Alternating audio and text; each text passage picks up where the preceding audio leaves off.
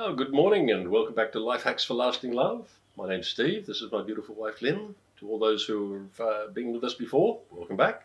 To new guys, hello. Welcome to Life Hacks. We hope you enjoy and we hope you watch the other episodes that we've produced. Today's topic is a painful one. It's when your kids get sick.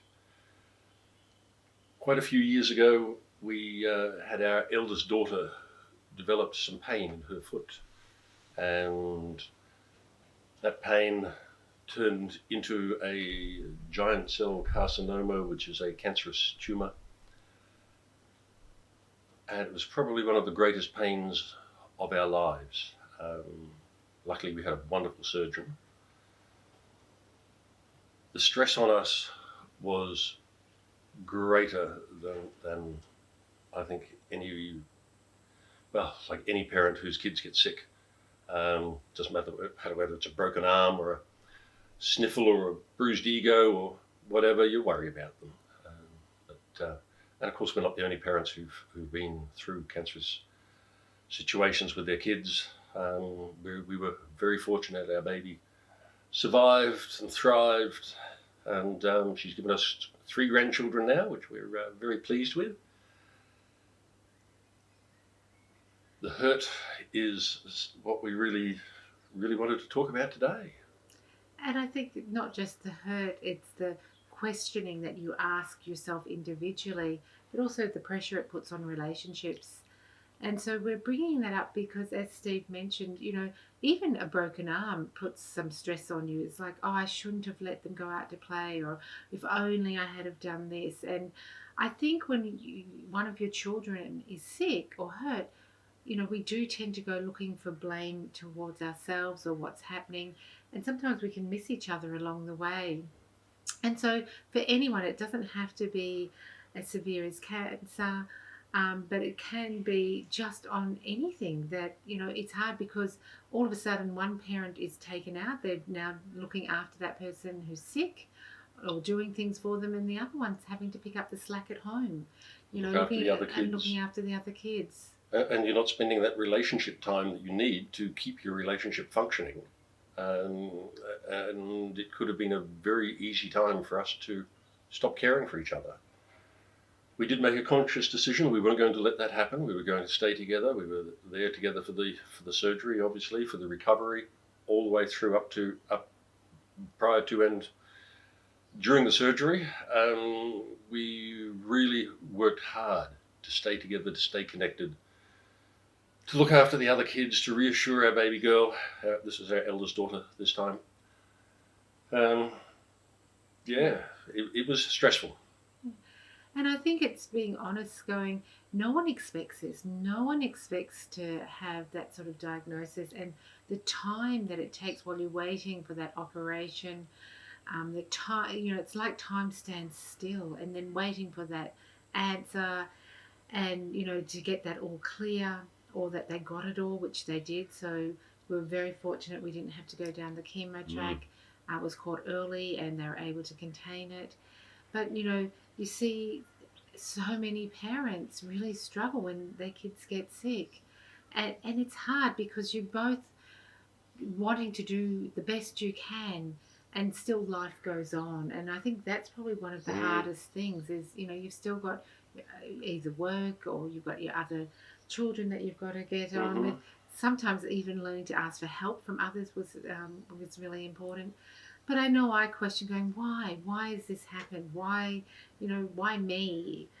Why did this happen to our daughter? What had I done wrong? And you sometimes go looking for what can you blame. I didn't. This is her function, blaming something. Yeah. And we all had our different ways. So for me, it was like, it was because we lived at that house. That's how I wanted to put it. Where there was a lot of there was an electrical transformer outside the front of the house. Outside her bedroom, was way out on the street. But yes, but it felt like that. Didn't blame the transformer for it. I tell you what, the real pain was when the surgeon told us it would be 20 minutes, and 4 hours and 15 minutes later, when we came out, I was a bit of a mess. I get a little emotional when it comes to my kids. It was painful. I don't think he thought it was going to be 20 minutes, but it certainly wasn't predicted to go for that long. But they said that it needed to take that long to be able to get um, all of it out, I Yeah. suppose. And, you know, and then you've got a teenage girl who's questioning why is this happening to her as well, you know, at a time when we're meant to be, and there's some alarm going off, which is interesting. I'm not quite sure what that is, but We were told to turn our phones off. um, 5-minute warning. it's really, you know what? And what is it that we're trying to say is when life throws you a curveball, it's how you then embrace it. And, you know, it's making sure that sometimes you just have to be busy.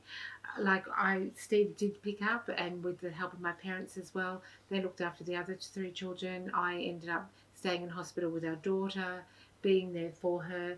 But, you know, when I got home, that's when I needed to collapse into Steve's arms and cry as well, because it was hard. And, you know, because I was there supporting our daughter and all her emotions, all And being her brave. fears, and being brave for her, and then coming home and just needing to cry as well. And so it's knowing that you can't be brave all the time, and you can't, you know, it's walking that line of we still have to move forward, but we still have to grieve as well. And those who think that I would be the brave one while she came home and cried, it didn't work like that. I cried like a baby. Yeah, It was a tough time, but we cried together. we did. We stuck together, we talked, we worked out what we were going to do, we worked out our plan. We made sure that each other were we were each having our needs met, looking after each other, being a couple that could go through this. Would have been very, very easy for us to blame each other, to take responsibility ourselves for this, to be not fair, to withdraw. Probably the greatest threat would be to withdraw. The greatest threat to the relationship in that period would be to withdraw. Yeah. And I think even amongst it, really, I did become quite busy caring for her. And for Steve to actually acknowledge that, I think was really important, and just to check in on me as well, saying, how are you going? Mm. That was really important. So, you know, sometimes, but to talk about it, and for me to say, I'm sorry, I've just got nothing left to give, honey. I need to go to bed. I'm exhausted. I was cared out. You know, sometimes you're helping them walk because it was in her foot. So, you know, with the operation, there was looking, you know, she had to learn how to be on crutches. There was a lot of things there. And by the time I was back home and then taking the other kids to and from school, I was done. I was exhausted. And rather than Steve feeling that maybe I was ignoring him, I'd just say, I know you're there and I'm sorry, but I've got nothing left. I have to go to bed. I'm done. I'm tired. And knowing it was just a season. Yeah, I did what I did to delegate my workload. Doesn't always work when you're the boss. It's just how it happens. And this wasn't the only time we've had this. Of course, we've had the usuals: the broken arms, the appendicitis, all the fun and games, the trampolines, and the falling out of trees. The falling out of trees was hysterical, wasn't it? But Yeah, the kids hurt and I'm laughing. there's a story behind that one. We got a call to say our son had broken his arm, and First day of school holidays. and we sort of went, what was happening? And why we laugh is he'd climbed to a tree to watch the turtles. And so we teased him about, trees. Turtles don't grow on trees, son. But he climbed the tree to watch the turtles running onto the beach, just so he could get the babies as they were hatching, to get a view. And but that is life. And one, I, with my nursing background, I think I automatically became the one who does the hospitals, does the ambulance drives when we've had to. Yeah, we've had a few of those. And I'm the one who sort of gets delegated.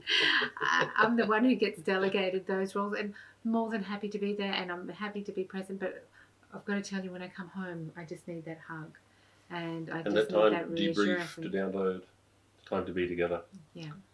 So keep up the good work, guys. Stick together, spend the time, find each other, answer each other's love languages, fill each other's tanks. And maybe give a little bit extra to the one who can't give at that moment because they're so busy giving to the child. So I think that was really important, that you were patient with me and you gave that little bit extra. I appreciate you saying that. Anyway, folks, that's us for today. We hope you enjoyed, and there'll be another episode up in apparently a week or so. So thanks for tuning in. Thanks. Bye. Bye.